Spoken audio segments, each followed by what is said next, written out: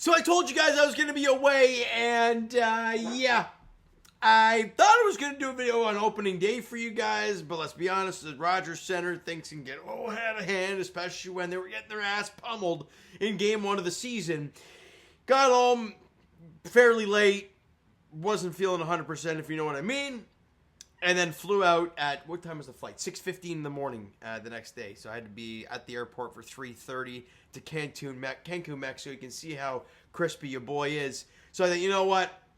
I'll break everything down when I get back. And let's do it real quick here, shall we? There's a lot of games to talk about. I think it's like 6 games I got to talk to you guys about. The first one, easy peasy. They got their teeth kicked in by the Orioles 12-2 on the opening day. All right? Enough said. I'm not going to break down opening day too much. Why would you want to? Tyler O'Neill keeps his freaking streak alive. Offensively, you had 4 hits. Barrios, no good. Lovelady, already gone. There you go.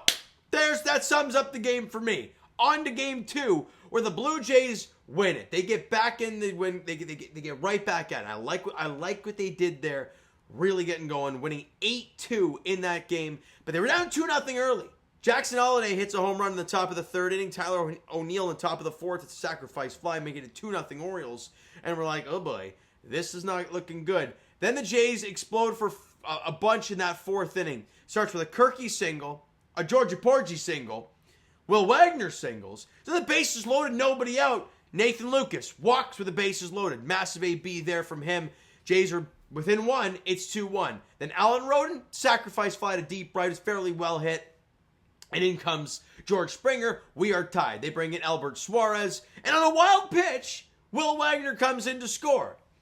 Bo Bichette singles to right field as well. Again, see what I'm talking about, guys. When you go on these trips, and I'm trying to keep up to date with everything, but also the beverages are flying when you're on a freaking resort. So it is what it is. Vladdy hits a sacrifice fly. Nathan Lucas comes in to score. Then Anthony Santander hits a single. It was a throwing error from Mateo. As Jorge Mateo. Bo comes in to score. A lot of runs score in that freaking inning for the Blue Jays. They drop a 5-piece. And just like that, the Jays are up 5-2. And they add on late. Bo Bichette hits an RBI single to center field, scoring Nathan Lucas in the 6th inning. Ernie Clement hits a 2-run double down the left field line in the 7th inning to really put this game out of reach. Jays win game 2, 8-2. A lot of multi-hit games. Bo, Vlad, Santander, George Springer, Will Wagner, all of them. Tons of hits in the game. 14 for the Blue Jays in that one. Kevin Gausman got the start. He was great. 6 innings, 3 hits allowed, 4 punch-outs. He was real good. Jimmy Garcia, great as usual. Brandon Little did his job. Nick Sandlin, clean up any mess. Did walk 3 guys, but struck out a couple. No hits. In fact, the bullpen as a whole did not allow any hits whatsoever in their outing in that 8-2 victory in Game 2. You go to Game 3, where the Blue Jays, they lose 9-5. Not great. And we also lost Max Scherzer. He hits the IL. Not what you want to see. Also, it's not fun seeing Colin Cowser and Jordan Westberg just did 2 homers in the 1st inning off of your guy. It's like, oh boy, it's not great. But then the bottom half of the 1st inning, the Jays answer back. Anthony Santander hits a single to right field, scoring Bo Bichette. Then Alejandro Kirk later on hits a sac fly, scoring Vladimir Guerrero Jr. And just like that, we're tied at 2. We're right there. Bottom of the 3rd inning, Andres Jimenez hits a 2-run shot, scoring Bo Bichette. His second homer. Because he had a meaningless one there in opening day. But his second homer, Jays now have the lead. It's 4-2. We're feeling good about things. Top 4. They had a sac fly, scoring Ryan O'Hearn. Ramon Arias hits a bases clearing double. Really gut punch there. And then Cedric Mullins gets an RBI single in the 5th inning. Heston Kjerstad hits an RBI single, scoring Jordan Westberg. They continue to pile on. Vladdy hits an RBI ground out. Sure, fine. But then Jordan Westberg hits a 2nd homer of the day. And just like that, Jays lose that one 9-5. So kind of a tough one there. Look at the stats real quick from the game. Bo Bichette he's hot right. He's having an unbelievable start to the year. He was 4 for 4 with 2 runs scored. Andres Jimenez, I guess a home run. The Jays had 8 hits, struck out 14 times. Not a great day. And obviously Max Scherzer went 3 innings. Not great. Lovelady, no good. See ya. Jacob Barnes, also no good. Jimmy Garcia allowed a run. Chad Green allowed a run in his inning in 2/3, but Jimmy Garcia and Jeff Hoffman had to get some work in, and they were great in their outing, so there's a positive takeaway from that. Now, in the next game, in the finale, Jays win it 3-1, so they get the series split of the Orioles to start the year, which is not too shabby whatsoever. Bassett was on the mound, and in the top of the first inning, Rhino Hearn scores on a wild pitch. Not a great start to the game, right? You just lost 9-5. It's not pretty. And you go out there in the first run. They score the first run in the first inning off a wild pitch. Not great. Bottom half of the first inning, though, George Springer's had a really nice start to the year. Again, with the contact. There's been a lot of power, but contact-wise, he's getting it done. Drove in 2 runs. That's all you care about, to right center field, scoring Andres Jimenez and Bo Bichette. And then the bottom of the 7th inning, of Yasniel Perez. Didn't he have some crazy scoreless homer streak going on? Let me confirm this. Again, it doesn't actually have it here, but I swear he had some crazy homerless streak. And who would have thunk it that Tyler freaking Heineman gets a homer? It was like some sort of slider up in the zone, drills it to right field, and it's gone. And that is his second career homer. First homer since 2019 for Tyler Heineman. Congrats to him for that. And a big run at that part of the game. 7th inning, you're up 2-1. It doubles up your lead. You're now up 3-1. Great stuff from him there. Offensively, what you get from the boys today? Bo Bichette 1 for 3 with a run scored and a walk. George Springer again 2 for 4, drove in a couple runs. Alan Roden had a hit. Obviously, Heineman had a good day. But Chris Bassett on the mound. The Hound on the mound. Got it done. 6 innings, 8 hits, 1 run, 7 punch-outs, and walk 2. Brandon Little doing great so far this season. He had a clean inning of work. Yariel Rodriguez went an inning, allowed 1 hit, but punched out 2. He was awesome. And Jeff Hoffman picks his first save as a Blue Jay. Got to see his intro, too. He had a clean inning, no base runners, couple punch-outs there. So great stuff from them. And hey, like I mentioned, you get the split of the Orioles. Now, then they played the Nationals. And they win 5-2 in Game 1. Bottom of the 2nd inning, Andres Jimenez again. His 3rd homer of the year. Pulls it to right. It's gone. It's 1-0. Awesome stuff. Bottom 3, Vladdy doubles to deep right, or scoring Alan Roden. And the Jays lead it 2-0. Bottom of the 4th, Alejandro Kirk doubles, scoring Andres Jimenez. Again, Andres Jimenez is doing wonders so far. And then Nathan Lucas hits an RBI ground. I think it was a ground and double play. I think it was. Anyways, but who cares?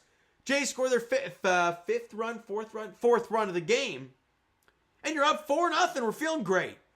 Top of the 6th inning, though, C.J. Abrams and James Wood go deep off of Bowden Francis. Cut the deficit in half. It's 4-2. But in the bottom of the 8th inning, as I mentioned, George Springer may not be getting the power stuff, but he's getting big hits.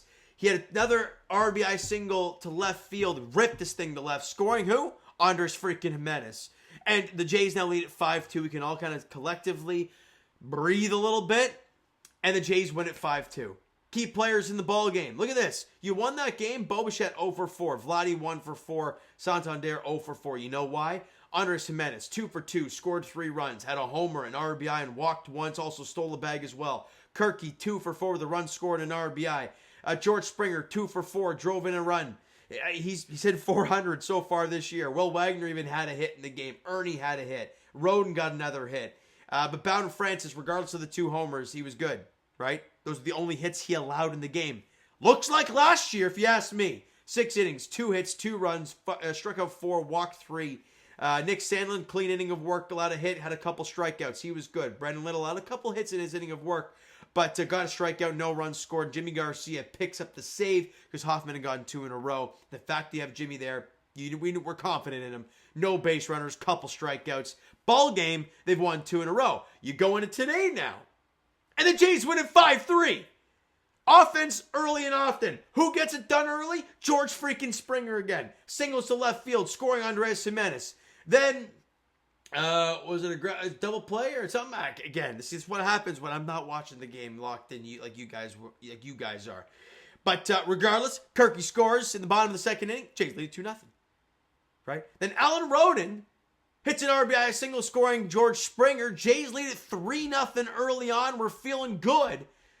And Jose Barrios, a much better start after the rough outing in his first game of the season.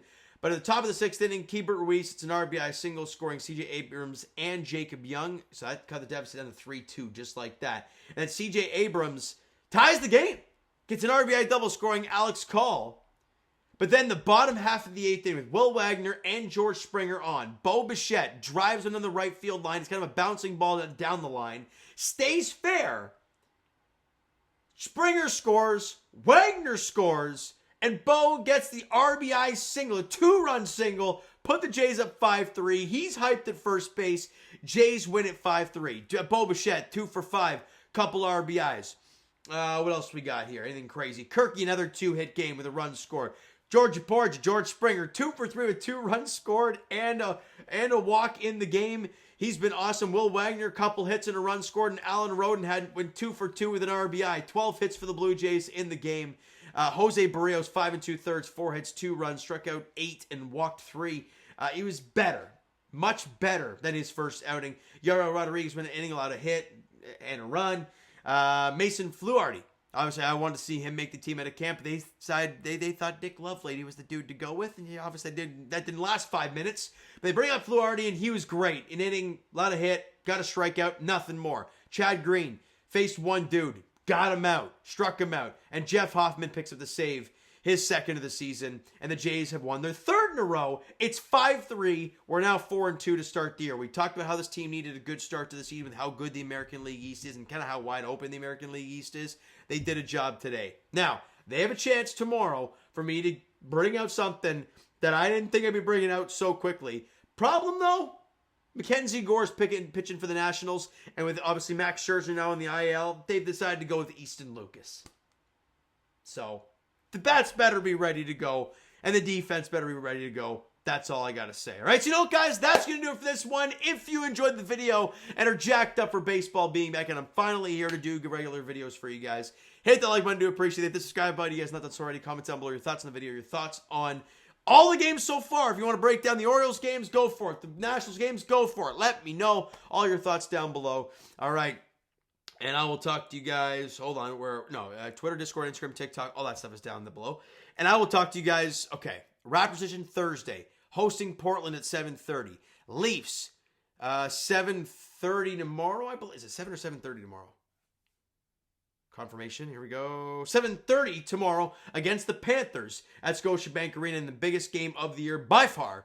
And for the Toronto Blue Jays, they have a chance for me to get something exciting out of my closet. Actually, I don't think I'll be here, but regardless, I'll be able to get one. Tomorrow, it's going to be a tricky one, though. I will say, 3:07 first pitch at Rogers Center. Mackenzie Gore, Easton Lucas is the pitching matchup there, as the Jays look to win their 4th consecutive game already this year. We'll have to see how it goes, though. Thanks so much for listening and watching. Hope you enjoyed the video and are jacked up for more baseball. Talk to you guys then.